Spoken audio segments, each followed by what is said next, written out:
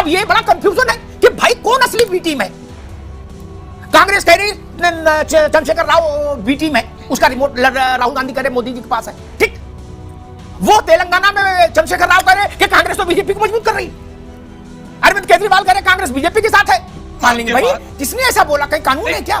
नहीं, अभी अजीत पवार जी, अजीत पवार अपनी पार्टी के लिए बोलेंगे भैया, हम दूसरी पार्टी के लिए थोड़ी बोलेंगे। अजीत पवार सोनिया गांधी के तरीके से बोल देंगे। देखिए अमिताभ भाई, देखिए कि वॉशिंग मशीन खोल दी, इससे शरद पवार की इज्जत लौट सकती नहीं, वो तो लुट गई। एनसीपी विभाजित हो गई तो हो ही गई। ये चुटकुला मान लो कांग्रेस अटारीफ खड़े होकर चिल्लाती रहे, वॉशिंग मशीन, फलाना पाउडर, रेगाना पाउडर, दिस का कर दिया, इस सब से कुछ हासिल है क्या?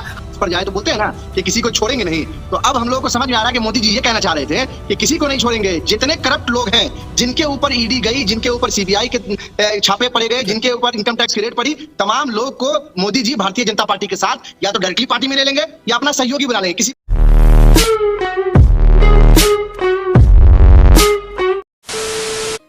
नमस्कार दोस्तों, आप सबका बहुत बहुत स्वागत है प्राइम डिबेट शो में। मैं हूं प्रदीप। दोस्तों, आपने हमेशा देखा है जिसको जो मिलना चाहिए उसकी काबिलियत के हिसाब से उससे वो मिलता नहीं है तो वो छीन लेता है। तो वही हुआ है इस बार भी। इसके पहले शिवसेना के साथ हुआ था, अब वो है एनसीपी के साथ। अजित पवार ने शरद पवार की एनसीपी छीन ली है। आगे क्या होता है वो बात की बात है, फिलहाल तो यही हमारे सामने है, इस पर ही ये डिबेट हो रही है। तो डिबेट में देखोगे आप, सवाल जवाब का दौर शुरू होता है।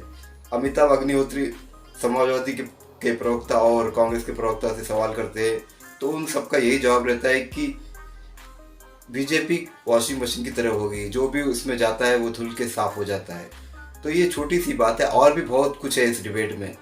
मैं ना ही अमिताभ अग्निहोत्री जैसे बातें बता सकता हूँ, ना ही उनके शब्दों को शब्दशः आपके सामने रख सकता हूँ। बस संक्षेप में इतना बता देता हूँ कि अमिताभ अग्निहोत्री जी ने इन दोनों को लपेट लिया और अच्छे से धुनाई कर दी। और इतनी अच्छी बातें इस डिबेट में है क्योंकि अगर आप अमिताभ अग्निहोत्री जी को रेगुलर फॉलो करते हो तो आप जानते हो कि आपको भारत की राजनीति के बारे में बहुत सारी जानकारी प्राप्त होती है। इस डिबेट में भी कुछ ऐसा ही है। तो और दोस्तों, एक बात और, ये डिबेट पूरी देखना। डिबेट पूरी होने के बाद मैं आपसे एक बात कहूँगा, आप उस बात पर गौर जरूर फरमाना। तो चलिए अभी फिलहाल डिबेट शुरू करते हैं।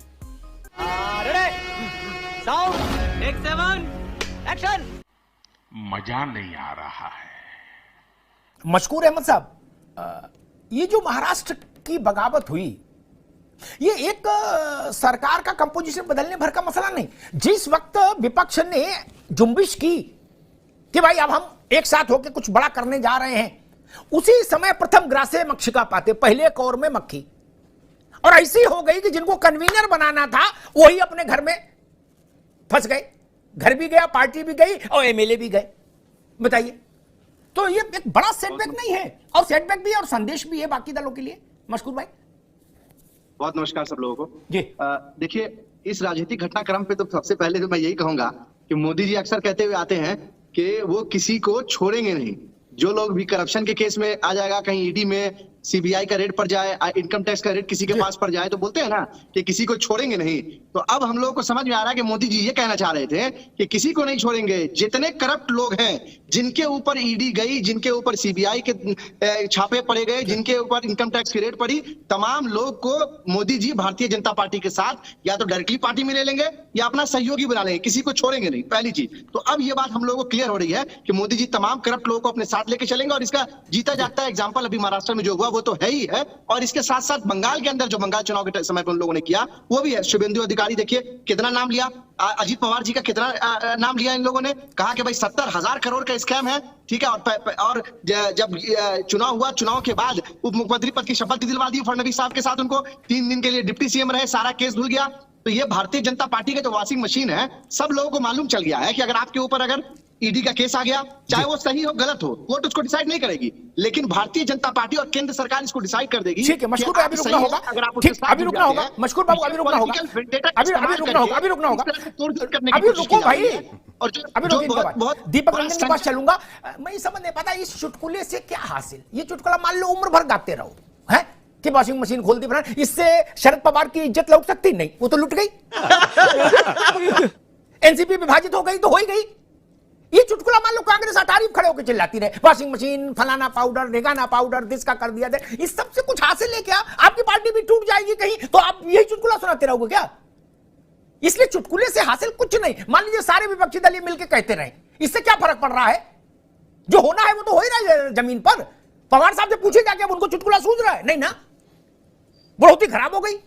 खैर, दीपक रंजन जी, क्षेत्रीय दल, देखिए अमिताभ भाई जी, क्षेत्रीय दल और उसमें भी परिवार आधारित क्षेत्रीय दल, पिता पिता के बाद पुत्र या पुत्री वाले जो दल हैं, उनके लिए ये एक अलार्मिंग सिचुएशन है महाराष्ट्र में जो हुआ। देखिए अमिताभ भाई, आज जो महाराष्ट्र में हुआ उसको पूरे देश और पूरी दुनिया ने देखा। जी। भारतीय जनता पार्टी जनमत का कतई सम्मान नहीं करती है। और रहा सवाल देखिए समाजवादी पार्टी का, समाजवादी पार्टी नीतिगत और सिद्धांतों विचारों वाली पार्टी है। अभी आपने देखा होगा, अभी 2 महीने पहले जो है एमएलसी का चुनाव हुआ, विधान परिषद का चुनाव हुआ, जिसमें समाजवादी पार्टी ने 2 प्रत्याशी उतारे। समाजवादी पार्टी का एक एक विधायक बड़ी मजबूती के साथ, बड़ी तत्परता के साथ एक एक वोट जो है समाजवादी पार्टी के प्रत्याशी के पाले में डालने का काम किया। और समाजवादी पार्टी थी कि जिसने विपक्ष का एक वोट, जो सत्ता पक्ष का एक वोट अपने पाले में लाने का काम किया। देखिए आज भारतीय जनता पार्टी अपने आप को बड़ा गौरवान्वित और बड़ा खुश महसूस कर रही होगी कि इन्होंने अजित पवार जी की पार्टी उन्होंने तोड़ दी, अजित पवार जी को अपने साथ ले आए। आप क्रेडिबिलिटी की बात अमिताभ भाई आप कर रहे थे। क्रेडिबिलिटी प्रधानमंत्री जी से बढ़कर के किसी क्रेडिबिलिटी होनी चाहिए देश में। एक मिनट, एक सवाल है। बाकी तो ठीक है, बाकी मशहूर अहमद ने भी दिशा बदली, आप मत बदलो, आज की बहस पर रहो। ये काम तो प्रेस कॉन्फ्रेंस में हो ही रहा है। जी। जब समाजवादी पार्टी 2 टुकड़े हुई थी उस वक्त तो आप सरकार में थे, तब शिवपाल यादव और अखिलेश यादव अलग अलग कैसे हो गए थे? देखिए जो नहीं, तब या तो बताओ, या तो अखिलेश यादव बीजेपी के हाथ में खेल रहे होंगे, या शिवपाल यादव, बोलो ना, फिर कौन खेल रहा था? नहीं, देखिए अमिताभ भाई, आज सारी चीजों को भूल करके सब पूरा परिवार एक है, पूरा परिवार एक साथ खड़ा। आने वाले 2024 के लोकसभा के चुनाव में आपने बिल्कुल स्टीरियोटाइप वक्तव्य पे रखते हो, और उसके अलावा ठीक है भैया, रुको, ठीक है, सारे एक है, एक कोई कौन कितना है हम देख रहे हैं भैया।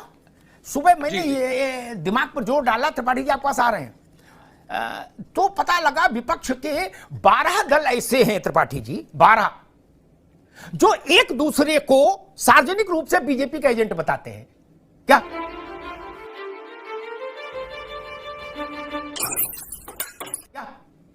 12 दल है, इसमें कांग्रेस और आम आदमी पार्टी से दल भी शामिल हैं क्या, जो घोषित तौर पर एक दूसरे को बीजेपी का एजेंट, बीजेपी की बी टीम बताते हैं।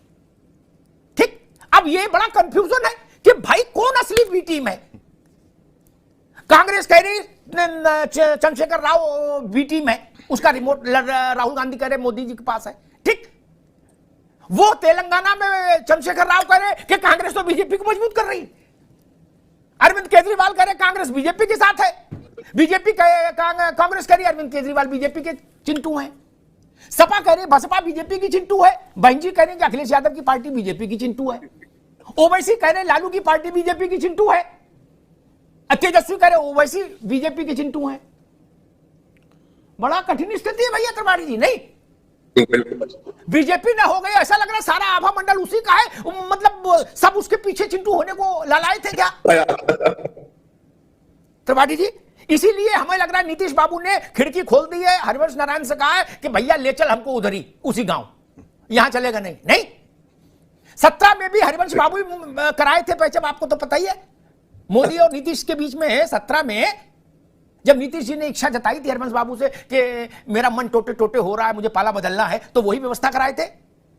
त्रिपाठी जी, पुरानी बात छोड़ो, मूल बात यह है, आज मेरी भविष्यवाणी आप भी नोट कर ले, और बाकी आपके सहयोगी भी, कांग्रेस खासतौर पर, common civil code, Ayodhya Ram Mandir 370, इनके साथ नीतीश बाबू बीजेपी के साथ चले जाएं तो कोई आश्चर्य नहीं होगा क्या?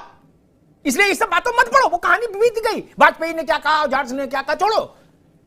रघुवंश बाबू से मौसम पर चर्चा किए थे 1.5 घंटा, नहीं ना, यही तो बात हुई ना कि व्यवस्था कराओ। बोले ठीक है, अब जाते हैं, बात करते हैं उनसे भी, देखते हैं भाई वो लोग क्या कह रहे हैं भाजपा वाले। ये राम मंदिर जोड़ा, ये वहां जाके अयोध्या में आरती कर लेंगे, सरकार तो बने त्रिपाठी जी, कहां चक्कर में हो महाराज। एक मिनट त्रिपाठी, यहां जाके बाद मैं बीजेपी के पास चलता हूं, लेकिन एक बात और क्लियर कर दूं ताकि सबका चेहरा साफ रहे देश के सामने।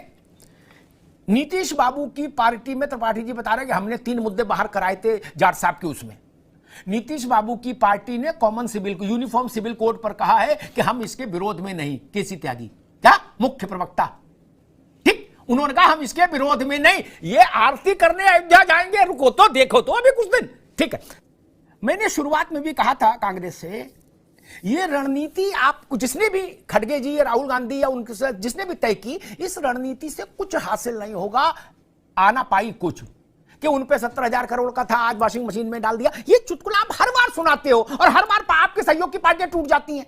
कैसे टूट जाती है? अजीत पवार बौरे हैं, उनको अकल नहीं, उनको आपसे कम अकल है क्या? अजीत पवार को क्या मशहूर अहमद उस्मानी से कम समझ है क्या राजनीति की? गजब करते हो यार। क्या बढ़िया था गुरु। ये जयराम रमेश से कम समझ है। 35 साल से राजनीति कर रहे हैं वो, उनको आप समझाओगे? बड़ी अच्छी बात। दीपक रंजन जी, एक फैशन भी चल गया है क्या? एक दूसरे को बी टीम बता रहे हैं, वो तो एक अलग सब्जेक्ट है। आपके यहां जब विभाजन हुआ था उस समय दो चाचा आपस में एक दूसरे को भाजपा का एजेंट लिखत पढ़त में बताए थे क्या? पार्टियां ही नहीं, आपस में भी बता दिए थे, व्यक्तियों को भी लिखत पढ़त में चिट्ठी जारी करके के भाजपा के एजेंट है। अब जनता कंफ्यूज नहीं होगी? होगी ना? देखिए अमिताभ भाई, देखिए अमिताभ भाई, कौन एजेंट है? असली एजेंट को तो पकड़ो, अंडर कवर है क्या सब? देखिए अमिताभ भाई, कौन क्या कह रहा है, कौन क्या नहीं कह रहा है, इस पर हम नहीं जाना चाहते, लेकिन कहीं पर भी आपके समाजवादी पार्टी का चाल चलन चरित्र भाजपा से कहीं मिलता जुलता नजर आया तो आप बताइए। समाजवादी पार्टी हर मोर्चे पर भारतीय जनता पार्टी से मोर्चा लेते दिखी है, चाहे वो किसान आंदोलन, ऐसे बहुत से आंदोलन पर मैं नहीं जाना चाहता। अभी हमारे संतोष भाई जो परिवारवाद की बात कर रहे थे और विचारों की बात कर रहे थे, तो मुफ्ती मोहम्मद महबूबा मुफ्ती के साथ इन्होंने अलायंस करके सरकार बनाई थी कि नहीं बनाई थी? जी ठीक। बीजू पटनायक के साथ इनका क्या वो परिवारवाद की पार्टी नहीं है? आज हरियाणा में ये चौटाला के साथ ये सरकार में है कि नहीं, वो परिवार की पार्टी है कि नहीं है? और रहा सवाल 75 साल का अमिताभ भाई, तो 75 साल के तो अगले साल पीएम साहब भी होने जा रहे हैं, आदरणीय राजनाथ सिंह जी भी होने जा रहे हैं, तो उसमें भी स्पष्ट करें ना कि 75 साल के बाद प्रधानमंत्री जी देश का नहीं संभालेंगे। जब शरद पवार जी 75 साल के बाद, किसने ऐसा बोला? कहीं कानून है क्या? नहीं, अभी अजित पवार जी, अजित पवार अपनी पार्टी के लिए बोलेंगे भैया, हम दूसरी पार्टी के लिए थोड़ी बोलेंगे। अजित पवार सोनिया गांधी के कैसे बोल देंगे? देखिए अमिताभ भाई, देखिए अभी आपने भी कहा अमिताभ भाई कि 75 साल के बाद बुजुर्ग हो गए हैं और उनको दे देना चाहिए, इसमें क्या बुराई है? तो उसमें अजित पवार ने कहा, मैंने नहीं कहा शरद पवार को। शरद पवार जाने, अजित पवार जाने, चाचा अजित पवार जी ने भी, मैं अजित पवार की, और देखिए समाजवादी पार्टी का स्टैंड पूरी तरीके से क्लियर है, कौन क्या कहता है, कौन क्या नहीं कहता। दीपक बाबू ठीक, एक मिनट रुक जाओ। स्टैंड किसी का क्लियर नहीं, यही तो समस्या है, नहीं बहस ही नहीं होती। मैं बताता हूं, रुको भाई, आगे के लिए काम आएगा। दूसरे चैनलों पर बहस करने जाओगे तो अच्छी बहस कर पाओगे। मशकूर अहमद, राहुल गांधी ने तेलंगाना की जमीन पर माइक पर कहा कि केसीआर का रिमोट मोदी के हाथ में है, ये मोदी का पपेट है, मोदी की कठपुतली है। ठीक, और कांग्रेस चिमटे से भी ऐसे पार्टी के साथ नहीं खड़ी हो सकती। ठीक, राहुल गांधी जिस दिन ये बोल के दिल्ली लौटे, अगली सुबह अखिलेश जी वहां पहुंच गए और केसीआर को गुलदस्ता दिया, शाल उड़ाई और बोले खाना खाने आए हैं, और फिर पत्रकारों से कहा कि हम और केसीआर मिलकर लड़ेंगे।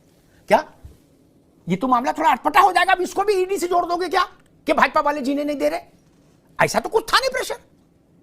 अगर कांग्रेस का स्टैंड है कि केसीआर बीजेपी की कठपुतली है, तो फिर अखिलेश यादव क्यों गए? या तो राहुल गांधी की बात गलत है, या अखिलेश यादव का भी मामला उधर ही चल रहा है। मशकूर जी, देखिए, ये अखिलेश जी की और केसीआर जी की जो मुलाकात थी, ठीक है, उन्होंने कहा मिलकर लड़ेंगे। अभी भारतीय जनता पार्टी से लड़ने के लिए सब लोग अपने अपने तरह से विकल्प की तलाश कर रहे हैं, ये एक हकीकत है, क्योंकि सब लोग इससे त्रस्त हैं। क्योंकि भारतीय जनता पार्टी ने देश भर के अंदर अलग अलग राज्यों में जिस तरह से ऑपरेशन लोटस नाम देते हैं, वो ऑपरेशन लोटस नहीं है, वो ऑपरेशन लूट अस है, वो ऑपरेशन लोकतंत्र का चीरहरण है। लोकतंत्र का बलात्कार नहीं कर रहे तो क्या कर रहे हैं आप ये बताइए? जनमत की किसी को मिलता है, जीत की कोई आता है और अब चला जाता है, भारतीय जनता पार्टी के साथ सरकार बनाता है। तो ये तो अल्टीमेटली तो जनता बेवकूफ बन रही है ना इसमें। अब अखिलेश जी का जाना, उनसे मिलना, हर व्यक्ति, हर पॉलिटिकल पार्टी अपने अपने तरफ से एक विकल्प की तलाश कर रहा है। जो बड़ी विपक्षी एकता की बैठक थी पटना में, जिसमें माननीय नीतीश कुमार जी ने सब लोगों को नेता दिया था, उसमें नहीं आए केसीआर। तो ये केसीआर से सवाल पूछिए ना, काहे नहीं आए? कहीं से फोन आ गया था? क्या बात हो गई? मशकूर अहमद, आपके ठीक, आप, मैंने सवाल दूसरा पूछा, आप जवाब दूसरा दे दिए। खैर कोई नहीं, आगे ना, अभी रुक जाओ, मैं त्रिपाठी जी के पास जाऊं, उससे पहले बता दो ना, अभी रुकना होगा। केसीआर को न्योता नहीं गया था। ठीक, कांग्रेस की पहली ही शर्त यह थी, केसीआर नॉट अलाउड। नीतीश ने केसीआर को न्योता नहीं दिया, ये कांग्रेस के मित्र को दुरुस्त करो जानकारी आगे के लिए। ठीक, केसीआर को नहीं दिया, तभी तो अखिलेश यादव गए, तो मैं चौंका। मैंने राहुल गांधी जिसको भाजपा का कठपुतली बता रहे हैं, अखिलेश बाबू उसके साथ खाना खा रहे हैं और फिर कह रहे हो कि भाजपा ईडी कर रही है। अरे अपना भी तो चाल चलन सब लोग देखो भाई। गजब बेइज्जती है। मजा आया। तो दोस्तों वीडियो हो गई खत्म, डिबेट हो गई पूरी। तो दोस्तों मैं आपसे एक बात पूछना चाहता हूँ और आपको बताना भी चाहता हूँ, ये जितने भी भारत की क्षेत्रीय पार्टियां हैं ये सारी वंशवादी पार्टियां हैं। इनके बाद इनकी संतानें, इनके जो रिश्तेदार होते हैं यही राज करने आते हैं। अब आप चलिए वेस्ट बंगाल में।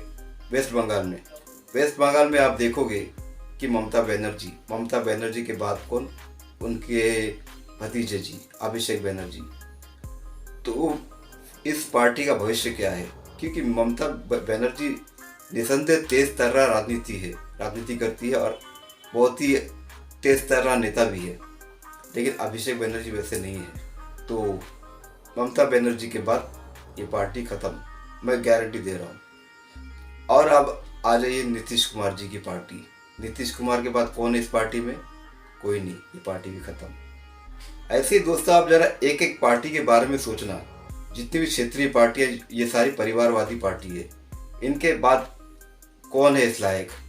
तो यही होने वाला, ये क्षेत्रीय पार्टियां धीरे धीरे करके लुप्त हो जाएगी या कुछ एक बचेगी। मेरे ख्याल से तो ज़्यादातर लुप्त ही हो जाएगी, कुछ एक बचेगी। तो दोस्तों यही मैं कहना चाहता हूँ, इसलिए मज़े से रहिए। 10 साल बीजेपी और राज कर लेगी, ये क्षेत्रीय पार्टी ऐसे ही लुप्त हो जाएगी। तो उम्मीद करता हूँ मेरी बात आपको समझ में आई होगी और ये डिबेट वीडियो आपको पसंद भी आई होगी। तो मैं इस तरह का कंटेंट हमेशा बनाते रहता हूँ। आपको मेरा कंटेंट पसंद आया, मेरा काम पसंद आया तो चैनल सब्सक्राइब करते जरूर जाना। मिलता हूँ आपसे अगले वीडियो में, तब तक के लिए जय हिंद, वंदे मातरम।